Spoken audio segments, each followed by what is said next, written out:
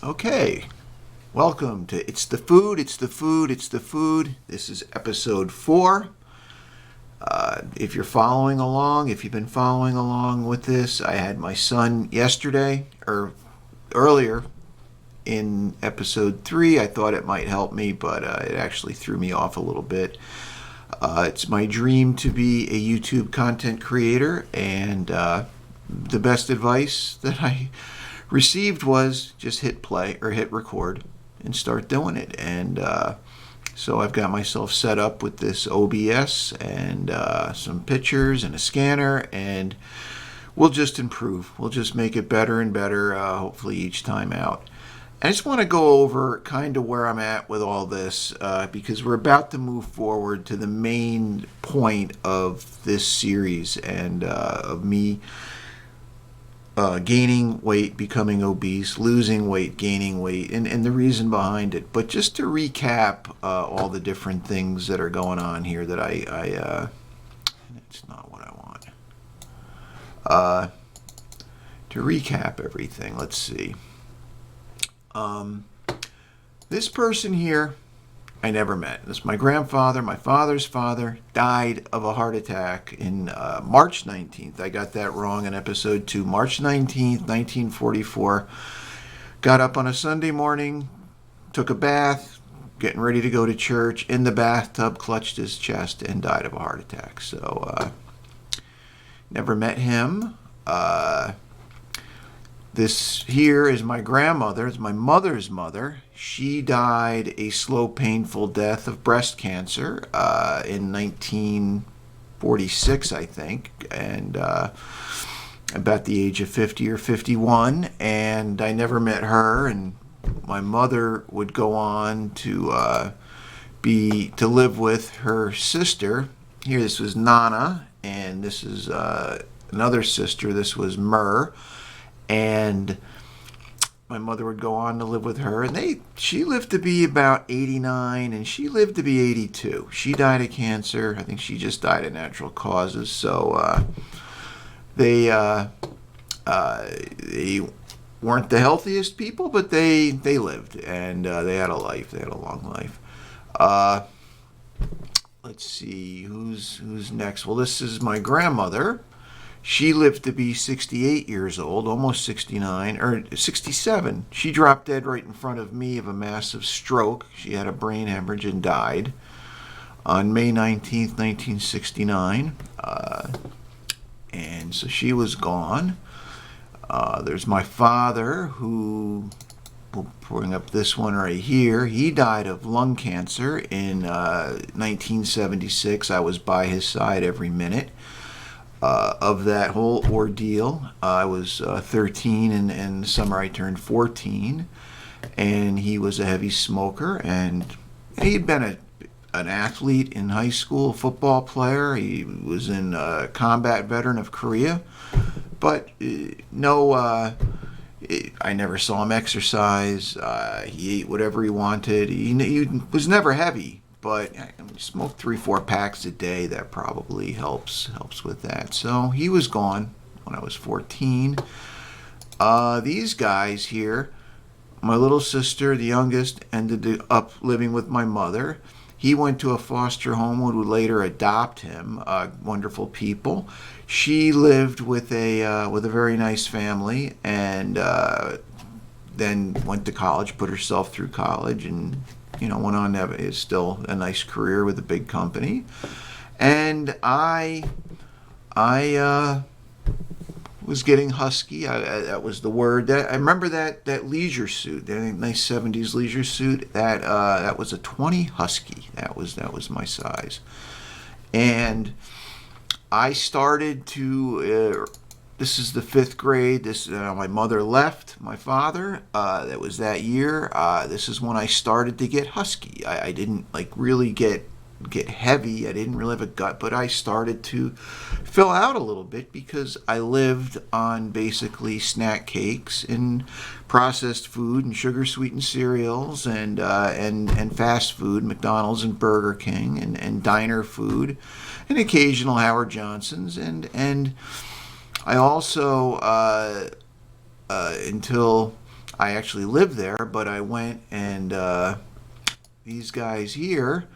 My grandmother's sister was an excellent cook, and I used to go, they lived a mile away, and from the time I was 9 years old, I could walk up to their house, and she always had soups and, homemade bread and all sorts of good stuff. She was always, she was a stay-at-home person, and she cooked, and she was the most excellent cook.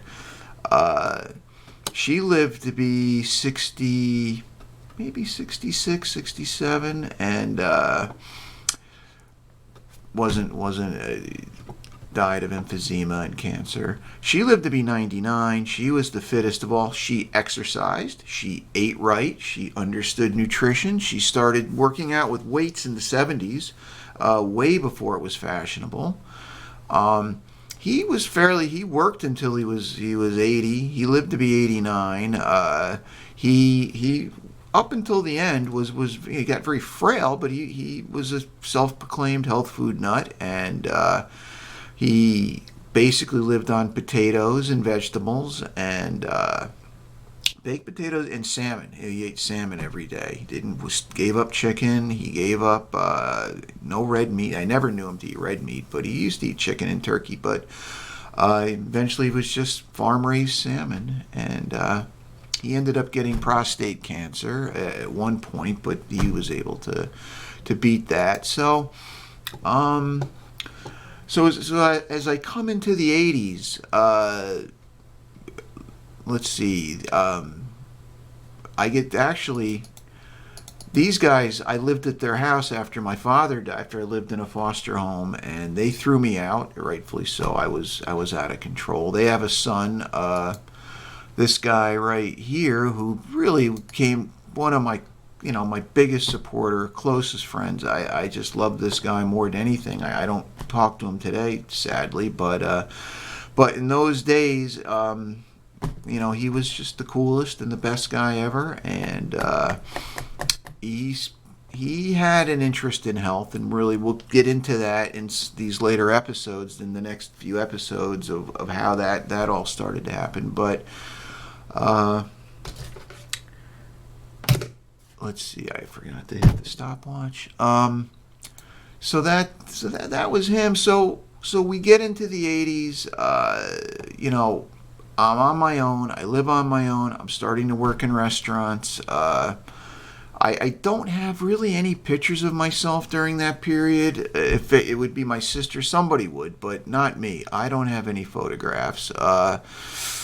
And I'm working in restaurants. I'm just drinking an incredible amount of alcohol, amongst other, doing other things. And I would end up going and actually, when I was 17, I went and lived with her for a few months. I went out to she moved to California with my sister. Her back became so frail she couldn't take winter. She had some family out there.